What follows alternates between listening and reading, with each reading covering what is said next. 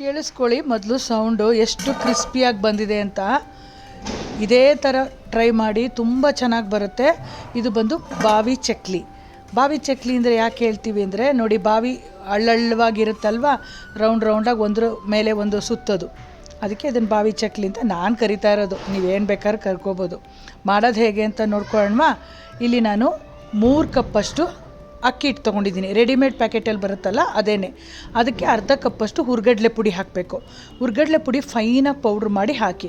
ಕಲರ್ಗೆ ಒಂದು ಸ್ವಲ್ಪ ಅರಿಶಿನ ಪುಡಿ, ಜೀರಿಗೆ, ರುಚಿಗೆ ತಕ್ಕಷ್ಟು ಉಪ್ಪು ಮತ್ತು ಅಚ್ಕಾರದ ಪುಡಿ, ಒಂದೇ 1 ಟೀ ಸ್ಪೂನಷ್ಟು ಅಜ್ವೈನು ಹಾಕ್ಬಿಟ್ಟು 1 ಕಪ್ಗೆ 3 ಟೀ ಸ್ಪೂನು ಲೆಕ್ಕ ಆಯಿಲು, ಮಾಮೂಲಿ ಊಟ ಮಾಡೋ ಸ್ಪೂನು. ಇಲ್ಲಿ 9 ಸ್ಪೂನ್ ತೊಗೊಂಡಿದ್ದೀನಿ.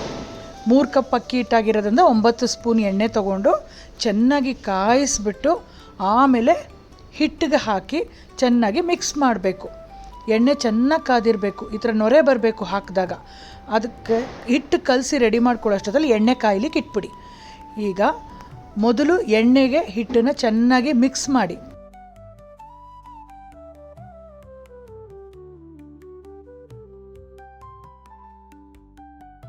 ಒಂದೊಂದು ಕಣಕ್ಕೂ ಹೋಗಬೇಕು ಎಣ್ಣೆ, ಆವಾಗಲೇ ಕ್ರಿಸ್ಪಿಯಾಗಿ ಬರೋದು. ಆಮೇಲೆ ಸ್ವಲ್ಪನೇ ನೀರು ಹಾಕ್ಕೊಳ್ತಾ ಚಪಾತಿ ಹಿಟ್ಟು ಅದಕ್ಕೆ ಕಲಿಸ್ಕೋಬೇಕಾಗತ್ತೆ.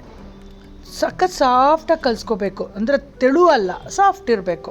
ಮತ್ತು ಇದೇ ಚಕ್ಲಿ ಒರಳಲ್ಲಿ ಬರೋಂಥ ಬಿಲ್ಲೆ ಎಲ್ಲರಿಗೂ ಸಾಮಾನ್ಯವಾಗಿ ಗೊತ್ತಿರುತ್ತೆ. ಈ ಒರಳಲ್ಲಿ 5ರಿಂದ 6 ಬಿಲ್ಲೆ ಕೊಟ್ಟಿರ್ತಾರೆ.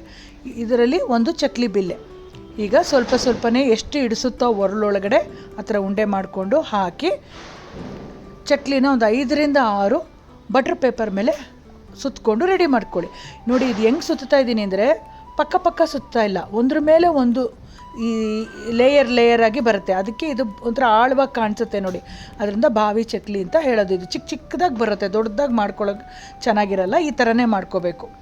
ನೀವು ಎಷ್ಟು ಎಣ್ಣೆ ಇಟ್ಟಿರ್ತೀರೋ ಅದ್ರ ಮೇಲೆ ಡಿಪೆಂಡ್ ಆಗುತ್ತೆ. ಇಲ್ಲಿ ನಾನು 7ರಿಂದ 8 ಒಟ್ಟಿಗೆ ಹಾಕ್ತಾಯಿದ್ದೀನಿ. ಅಚ್ಕಾರದ ಪುಡಿ ಹಾಕಿರೋದ್ರಿಂದ ಕಲರು ಸ್ವಲ್ಪ ನೋಡ್ಕೊಳ್ತಾ ತೆಗಿಬೇಕು. ಕ್ರಿಸ್ಪಿಯಾಗಿ ಬರೋವರೆಗೂ ಆ ಎಣ್ಣೆ ಬಬಲ್ಸ್ ಬರುತ್ತಲ್ಲ ಅದೆಲ್ಲ ಕಡಿಮೆ ಆಗಬೇಕು. ಆಮೇಲೆ ಈ ಥರ ತೆಗೆದ್ರೆ ಸೂಪರಾದ ಕ್ರಿಸ್ಪಿ ಖಾರ ಚಕ್ಲಿ ರೆಡಿ, ಬಾವಿ ಚಕ್ಲಿ ರೆಡಿ ಆಗುತ್ತೆ. ಖಂಡಿತ ನೀವು ಟ್ರೈ ಮಾಡಿ, ಎಲ್ಲರಿಗೂ ಇಷ್ಟ ಆಗುತ್ತೆ. ಕಾಫಿ ಜೊತೆಗೋ ಟೀ ಜೊತೆಗೋ ತಿಂತಾಯಿದ್ರೆ ಸೂಪರಾಗಿರುತ್ತೆ.